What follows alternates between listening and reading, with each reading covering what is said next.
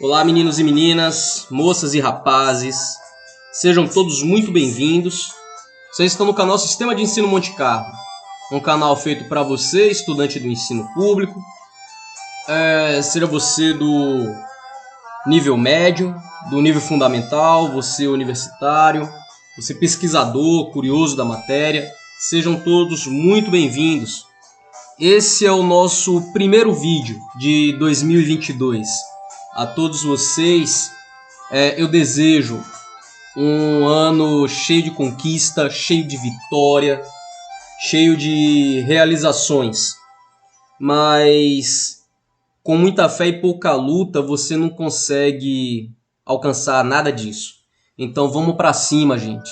Vamos para cima, conhecimento a poder, e vamos aplicar esse conhecimento que você adquiriu até aqui com o Sistema de Ensino Monte Carlo na conquista de seus objetivos, tá certo? Dito isso, eu quero pedir já o seu like, a sua inscrição se você ainda não é inscrito. Quero pedir que você compartilhe, os conteúdos do canal com seus colegas, com seus parentes, com seus conhecidos. Se de alguma forma o canal tem ajudado você, é possível que esse canal também possa ajudar outras pessoas do seu círculo, Se você viu aqui algum resultado, então compartilha. É dessa forma que a gente consegue dinamizar o ensino público. É dessa forma que você consegue, colocar essa corrente para frente, que é dinamizar o ensino público, tornar o conhecimento mais acessível, mais próximo, de fácil entendimento. Eu aqui como professor consultor, então, dúvidas, questionamentos, deixa aí nos comentários, eu me proponho a te ajudar a esclarecer, tá bom? E vamos lá, turma, para esse nossa primeira aula de 2022, trouxe aqui um módulo um assunto para o nosso módulo de filosofia, onde hoje nós vamos estudar um pouquinho mais do behaviorismo. E hoje nós vamos trazer como pauta o filósofo Skinner, B.F. Skinner. Não confunde Skinner com o personagem daquele desenho dos Simpsons. Nós estamos tratando de um outro Skinner, não o Skinner, o diretor lá da escola do Bart. Tá? Piadinha sem graça, mas é só para poder introduzir aqui. Então vamos lá, turma. Ele é o filósofo da vez, B.F. Skinner. Ele é nascido em 1904, em Susquehanna, Estados Unidos. Ele foi um dos primeiros defensores da psicologia behaviorista, certo? E ele faleceu em 1990 em Cambridge, nos Estados Unidos. Só recapitulando o que eu já falei sobre o behaviorismo para vocês, para mais conteúdo, para mais informações sobre o que é o behaviorismo, tem vídeo na nossa playlist lá sobre esse assunto. Dá uma passadinha lá para revisão, para você ficar mais por dentro. Mas em súmula, o behaviorismo é a teoria que defende o método de investigação psicológica que procura examinar do modo mais objetivo o comportamento humano e dos animais, com ênfase nos fatos objetivos. Que fatos objetivos são esses? Estímulos e reações. Aquilo que eu posso estimular para provocar uma reação em você, ou aquilo que resulta de reação através de um estímulo. E isso sem fazer recurso à introspecção. A introspecção, segundo a psicologia, é a observação e descrição do conteúdo da própria mente, ou seja, dos pensamentos e sentidos. Então o behaviorismo ele vai um pouco mais além. Ele vai um pouco mais... ele não se preocupa com o interior da mente. Ele se preocupa naquilo que você pode trazer como reação. E o que é que estimulou aquela reação. É disso que trata o behaviorismo. Tá? B.F. Skinner é talvez o psicólogo mais famoso do século XX. Ele não estava nem um pouco interessado no que acontecia dentro da mente humana, porque ele acreditava que a psicologia devia apenas tratar do comportamento observável.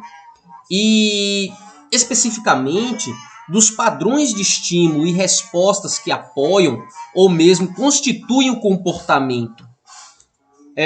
A vantagem dessa teoria radical é colocar a psicologia em um patamar científico e não naquele patamar abstrato, né? De apenas aquelas ideias guardadas na mente, mas sim colocar isso dentro de uma área científica, dentro daquilo que pode ser observável. Na medida em que seus dados são observáveis, em princípios, ela não é diferente de nenhuma outra ciência. Então, tudo aquilo que pode ser observado, tudo aquilo que tem uma causa, que tem uma razão, que tem um estímulo, que tem uma reação, é classificado como ciência. Então, aquilo que trata da mente, aquilo que trata de sentido e de sentimento, não é ciência, é religião, tá? Além disso, com o foco apenas no comportamento, são evitados todos os problemas filosóficos associados à existência de um domínio mental irredutível. Esse domínio mental você pode classificá-lo como um Deus. Então, o behaviorismo ele não trata disso. A ciência ela não trata dessas coisas. A contribuição substantiva mais importante, né, de Skinner para a ciência da psicologia é a ideia de condicionamento operante, que é o comportamento espontâneo sem estímulo especial. Então, o behaviorismo ele vai resultar nisso daí, no comportamento operante, dentro de um estímulo, não de uma ideia mental, não de uma imposição mental. Isso é mais bem ilustrado pelo exemplo, né? Eu tinha dado um exemplo quando eu falei sobre behaviorismo, sem citar Skinner. Lá utilizava-se, né, a reação do cão diante de um sino, ao som de um sino, diante de um prato de comida. Aqui o exemplo ele é um pouco mais dinâmico e complexo. Eu trago o exemplo de um rato correndo num labirinto. E nesse labirinto ele encontra uma alavanca. O rato talvez ignore a alavanca durante um tempo, mas em qualquer momento ele vai empurrar essa alavanca e essa alavanca vai recompensá-lo com comida. É como se aquela alavanca acionasse um dispositivo que entregasse comida para o rato. Isso tem o efeito de reforçar o comportamento que antecedeu a recompensa, empurrar a alavanca. Então o rato ele vai entender que quando ele empurra a alavanca, ele vai receber algo de que ele gosta ou do que ele está precisando. Isso aí vai ser o estímulo. O estímulo dele, a busca por comida, vai fazer com que ele empurre a alavanca, que vai ser a reação ao estímulo.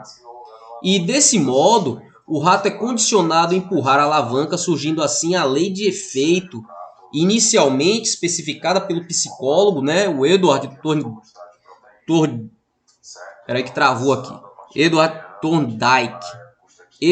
Thorndike, que afirma que respostas à situação que são seguidas por uma ocorrência recompensada serão fortalecidas e tornarão respostas habituais para tal situação. Então, o próprio psicólogo Edward Thorndike, ele afirma, ele acaba reforçando nessa teoria do Skinner, onde ele diz que respostas a situações que são seguidas por uma ocorrência, que essa ocorrência é uma recompensa, isso será fortalecido e se tornará a resposta habitual para tal situação. E o caso descrito é um exemplo de reforço positivo. O ato de empurrar a alavanca e reforçar pela apresentação de alguma coisa que o rato gosta ou de que ele necessita. Skinner também identificou duas formas de condicionamento. A primeira baseada no reforço negativo, não sempre com reforço positivo, né? Mas ele agora toma como exemplo o reforço negativo.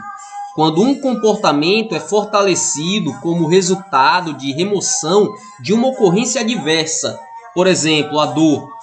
Se tudo aquilo que você vai praticar como estímulo a reação seja a dor, então você vai passar a evitar aquele estímulo, né? O segundo é baseado na punição, onde a gente também pode usar o exemplo da dor, quando um comportamento é enfraquecido como resultado de apresentação de um estímulo adverso, né? Então, nem sempre quando o resultado é positivo, mas quando o resultado também é negativo, aí o efeito é contrário. Se ao invés do rato, quando ele acionasse a alavanca, ele recebesse comida, mas se ele levasse um choque, por exemplo, ele evitaria aquela alavanca. É importante entender quando o behaviorismo de Skinner é de fato radical. Ele pensava que quase todo comportamento era determinado pelos vários padrões de reforço já descritos. Assim, a ideia de livre-arbítrio é uma ilusão. Os seres humanos são, em um sólido sentido, o produto do ambiente em que vive. Então, é nesse momento, é nesse ponto em que Skinner ele é tido como radical, porque toda essa ideia que ele sustenta de estímulo e reação, isso vai acabar barrando o livre-arbítrio, como se seus atos eles fossem condicionados ao meio que você vive. Por exemplo, nós trabalhamos muitas vezes não porque gostamos de trabalhar, mas porque nós precisamos para adquirir dinheiro e assim garantir nossa sobrevivência e a nossa subsistência. Ele foi capaz de mostrar o poder de suas ideias, né, a respeito do comportamento pelo condicionamento de vários animais para a realização de tarefas complexas. Por exemplo, Skinner foi capaz de ensinar pombos a jogar tênis de mesa. Então, por aí você observa que, se de um lado, entre os seres humanos, o livre-arbítrio ele pode ser barrado, no caso de um animal que age pelo instinto, ele pode ser disciplinado e domado. Porém, embora as ideias de Skinner tenham sido demais influentes, hoje sabemos serem muito simplistas. Acontece que o que se passa dentro, né, da mente, essa caixa preta, esse ambiente que ninguém pode penetrar, a não ser você próprio, só você sabe os segredos da sua mente, e saber entender o que é que acontece dentro da mente é extraordinariamente importante. Só que, no entanto, o behaviorismo permanece como uma abordagem importante na psicologia, em particular no campo psicoterapêutico, quando combinado com técnicas cognitivas mais sofisticadas. O que isso quer dizer? A mente, você só sabe o que se passa na mente do ser humano, aquilo que o ser humano quer que você saiba ou quer que você tenha acesso. Muitas vezes, dentro de uma psicoterapia, o especialista ele fica condicionado àquilo que a pessoa diz. Mas muito do que a pessoa diz não está condito, não está condicionado no fato real. Então é aí que entra o behaviorismo, onde pelo estímulo a uma reação ele consegue ter um norte do que é que se passa na mente do ser humano. E isso combinado, né, a técnicas cognitivas, tem-se um resultado um tanto maior. Isso é mais observável quando a pessoa ela perde algumas de suas faculdades, das suas faculdades de locomotoras, né? Por exemplo, o cara que ele não consegue, de alguma forma, ele não consegue mais se comunicar pela fala.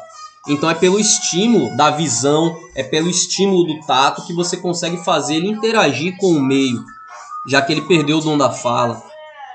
O cara que ele perde o dom da visão, é pelo estímulo da audição que ele consegue se locomover. E assim eu poderia dar N exemplos, né?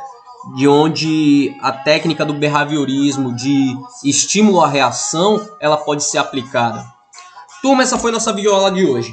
Espero que tenha sido útil e instrutiva para todos vocês. Espero vê-los aqui numa outra oportunidade e até uma próxima.